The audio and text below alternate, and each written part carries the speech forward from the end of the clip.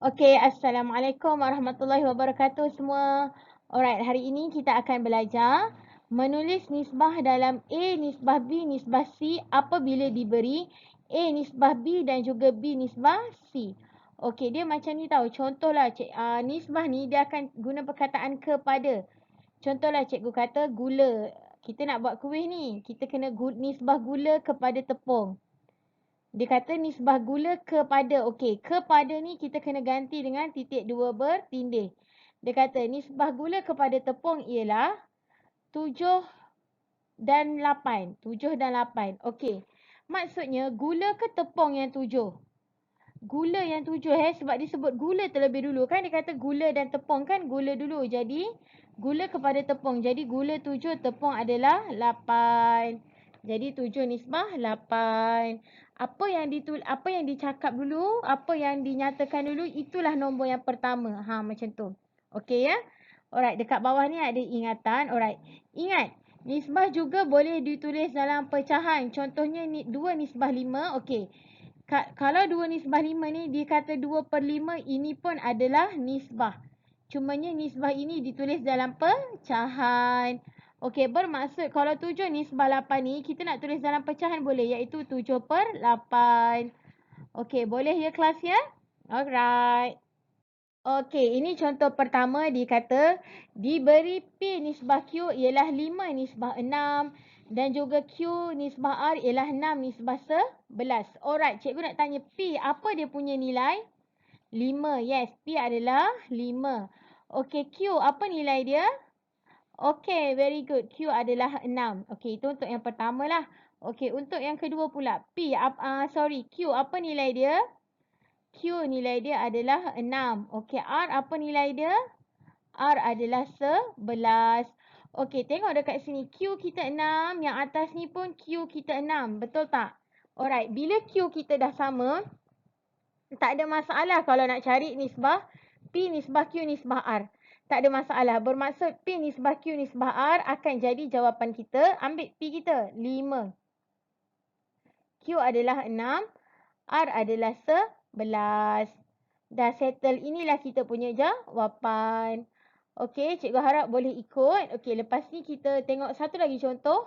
Kalau Q kita berbeza. Okey kelas, kita teruskan dengan contoh yang kedua. Okey, kita tengok yang pertama. P nisbah Q sama dengan 2 nisbah 3.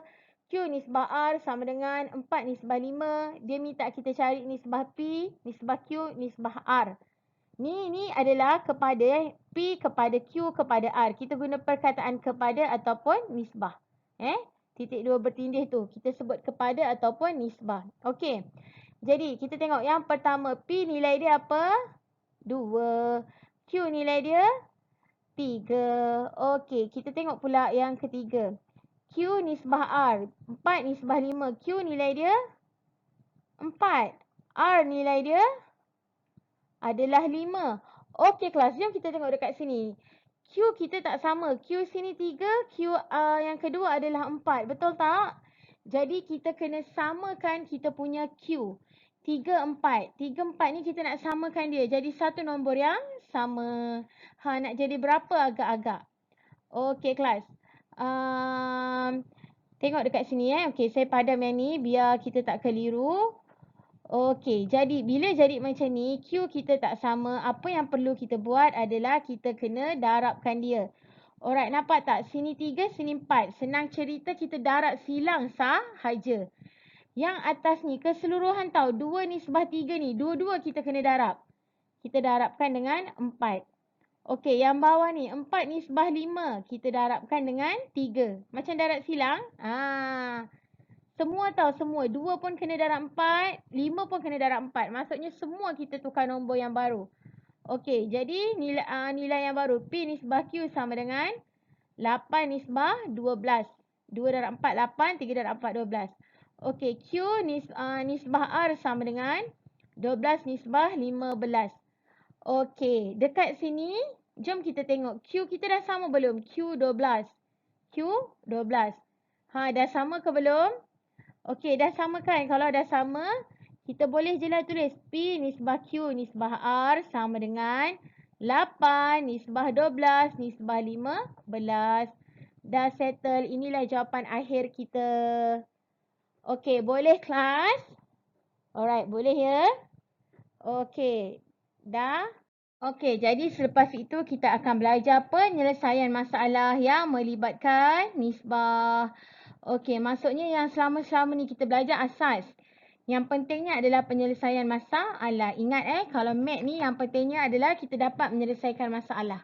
Okey, yang ini awak boleh rujuk buku teks awak muka surat 88. Okey ya? Okey, ni contoh 11 pada buku teks muka surat 88. Okey, dekat sini cikgu tulis contoh 1 sebab ni contoh 1 untuk cikgu punya video lah. Okey, kita baca sama-sama. Ibu Nurin mencuba resepi membuat roti dengan mencampurkan tepung dan air. Okey. Nisbah tepung kepada air. Kepada air ialah 5 nisbah 3. Sekiranya Ibu Nurin ada 480 gram tepung, berapa jisim air dalam gram juga yang diperlukannya? Okey, sekarang ni cerita dia tengok tepung kepada air bermaksud dia adalah tepung nisbah air. Kepada tu kita dah ganti dengan titik 2 bertindih. Okey, tepung kepada air ialah 5 nisbah 3. Maksudnya tepung ni berapa? 5 ke 3? 5.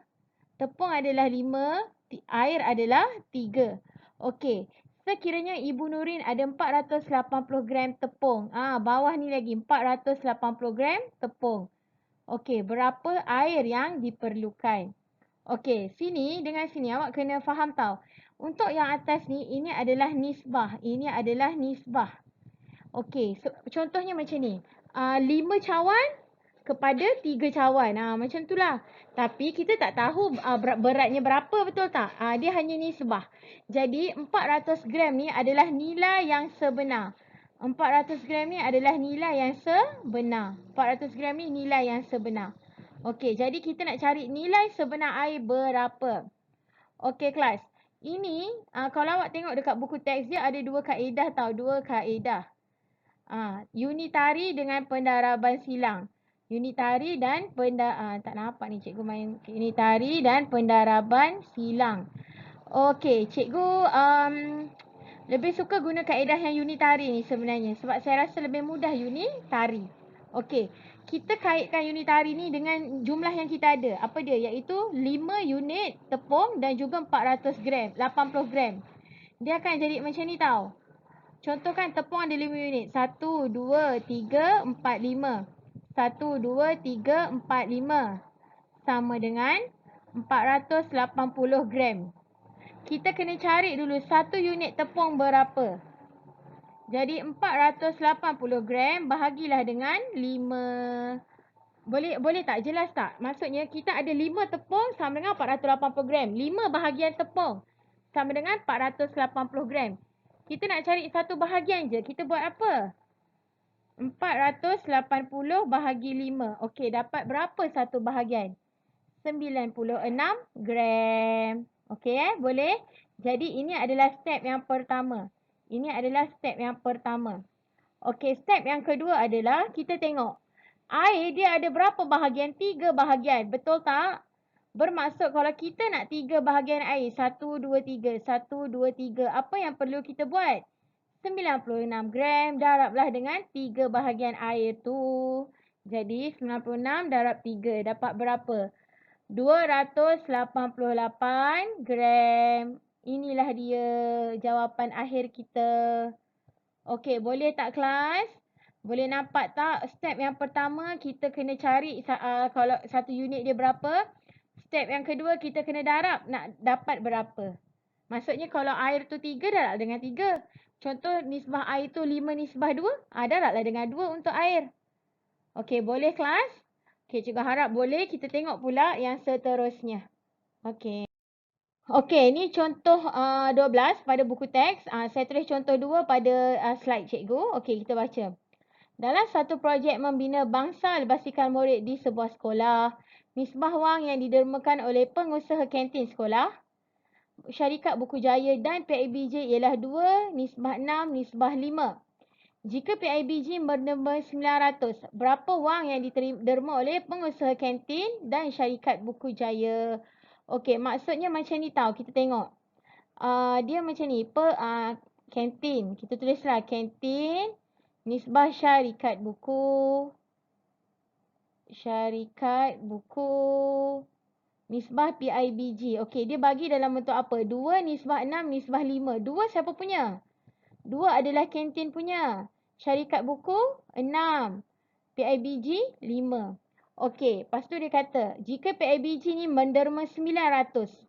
RM 900. Jadi dekat bawah PIBG ni RM 900. Okey, jadi berapa untuk syarikat buku, berapa untuk kantin? Ingat yang ini, yang atas ni merupakan nisbah. Yang bawah ni merupakan apa dia? Nilai sebenar. Sekarang ni dia nak kita cari nilai sebenar. Okey kelas, jadi step yang pertama. Okey, kita kaitkan ni.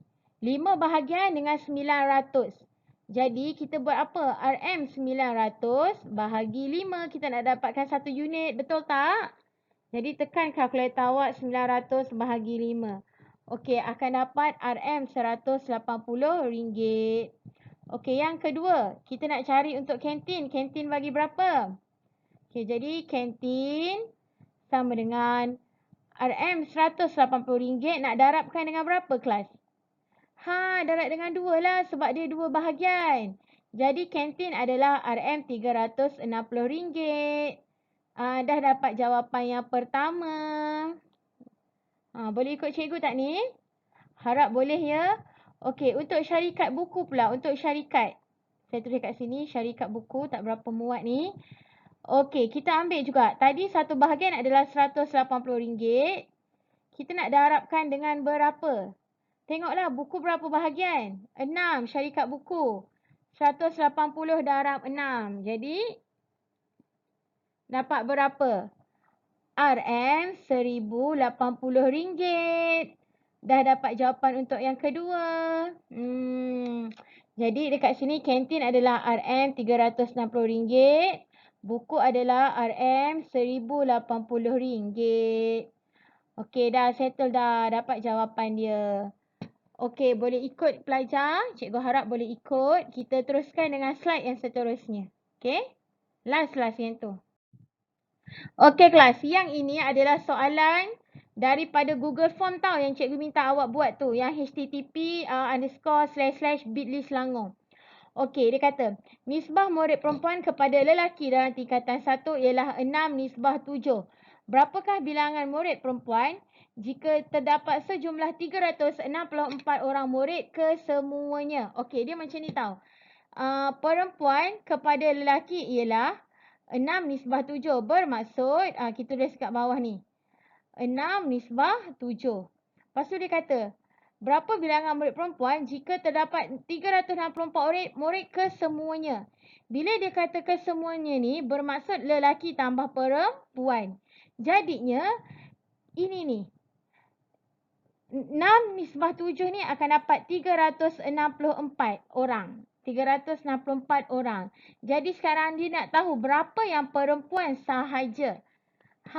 Jadi agak-agak macam mana kita nak buat? Alright, yang pertama RM, bukan RM, minta maaf. Datang mana RM ni? Tak ada RM.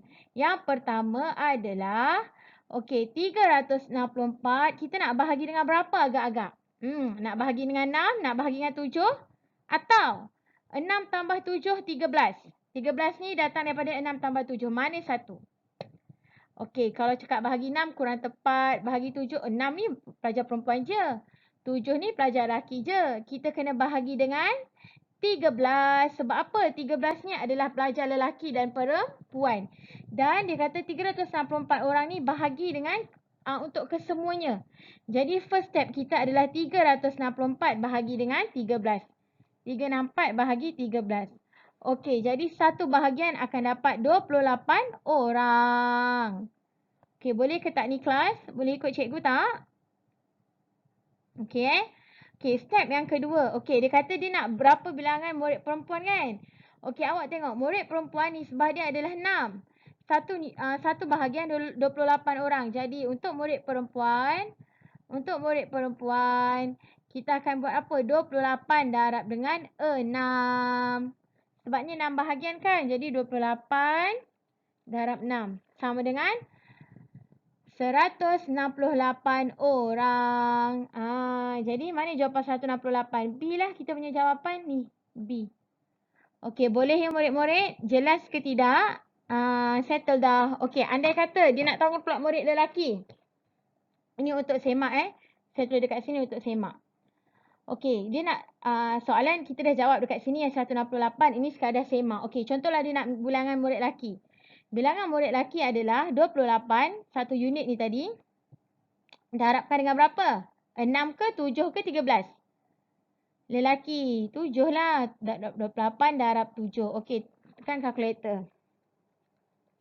Okey, 28 darab 7, 196 orang. Okey, kita nak try tengok laki campur perempuan betul ke dapat balik 364 ni. Cubalah tambah. 196 tambah 168. 196 tambah 168. Dapat balik 364 orang. Bermaksud betul lah jawapan kita yang B ni 168. Okey, boleh ya murid-murid 1 UIAM. Cikgu akan bagi awak latihan nanti. Tolong buat. Lepas tu kalau cikgu tak reply pun tak apa. Nanti cikgu akan tengoklah malam. Saya akan tengok juga nanti. Jadi tolong buat. Ada apa-apa soalan nak tanya, tanya sahaja. Jangan malu. Okey, boleh ya kelasnya? Itu sahaja untuk hari ini. Terima kasih semua. Assalamualaikum warahmatullahi wabarakatuh.